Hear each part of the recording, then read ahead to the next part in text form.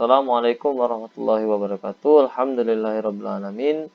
Saya mengucapkan terima kasih banyak kepada Dewan Juri dan juga panitia karena telah memberikan kelompok kami kesempatan untuk mempresentasikan hasil PKM kami yang berjudul Mass Assistant Robot atau yang disingkat sebagai Marbot. Sebelum saya menjelaskan hasil PKM kami, saya akan memperkenalkan anggota tim kami terlebih dahulu. Yang pertama, saya Ahmad Rinaldi Akbar dari Teknik Elektro Angkatan 2018. Kemudian dua rekan saya yang bernama Muhammad Iqbal dari Teknik Elektro Angkatan 2018 dan juga Ahmad Rizky Amirulsyah dari Teknik Elektro Angkatan 2018. Marbot sendiri merupakan singkatan dari Mass Assistant Robot.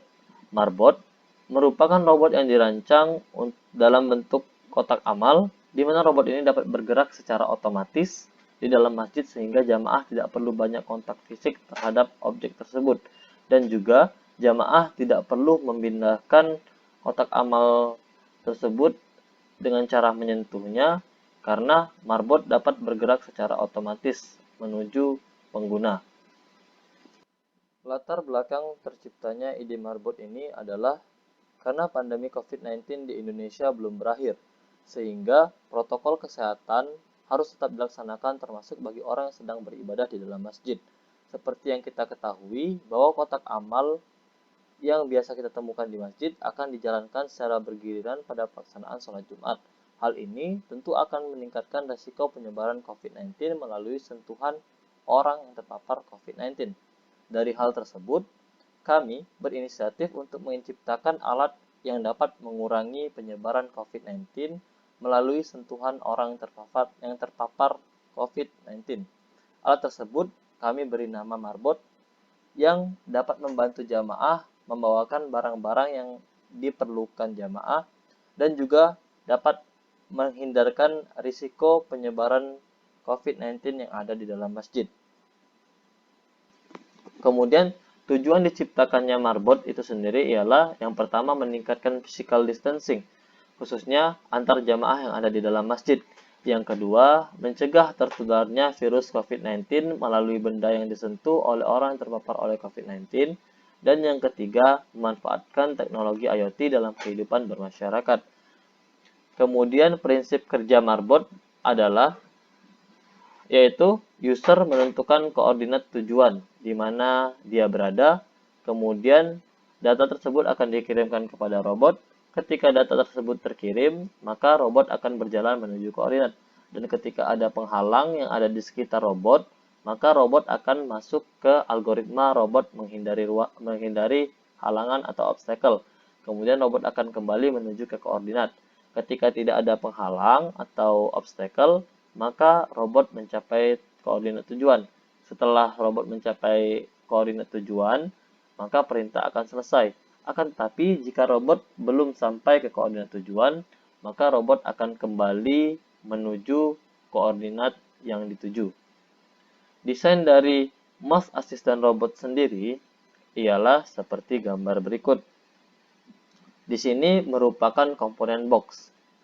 Di dalamnya terdapat Arduino, modul WiFi, dan juga baterai sebagai supply. Yang kemudian yang berwarna biru ini adalah OmniWheel yang terhubung dengan motor yang berguna untuk menggerakkan marbot. Kemudian komponen berikut merupakan load cell yang digunakan untuk menghitung berat barang yang dibawa oleh marbot. Ketika ada suatu barang yang diambil oleh user atau pengguna, maka data tersebut akan dikirimkan ke aplikasi dan menunjukkan bahwa ada suatu barang yang telah diambil oleh user. Kemudian ini merupakan ultrasonic sensor yang berguna untuk membantu robot dalam menghindari obstacle atau penghalang. Kemudian ini merupakan UI atau user interface dari aplikasi Mass Assistant Robot. Ini merupakan tampilan awal aplikasi. Kemudian ini adalah tampilan status baterai dan status barang yang ada di dalam marbot, aplikasi marbot. Kemudian ini merupakan koordinat kita sebagai user, dan yang biru ini merupakan koordinat si robot. Ketika kita ingin memanggil robot, maka kita harus menentukan di mana posisi kita berada. Setelah itu, robot akan mendatangi tempat kita secara otomatis. Nah, hasil yang diharapkan adalah Marbot dapat diimplementasikan dalam kehidupan sehari-hari sehingga dapat menekan angka penderita penyebaran COVID yang diakibatkan oleh barang yang disentuh oleh orang terpapar COVID-19, serta dapat dikembangkan untuk kepentingan umum agar lebih efektif dan efisien. Baiklah, terima kasih. Sekian presentasi yang dapat saya sampaikan. Saya memohon maaf apabila banyak kesalahan. Kepada Allah saya mohon ampun. Wassalamualaikum warahmatullahi wabarakatuh.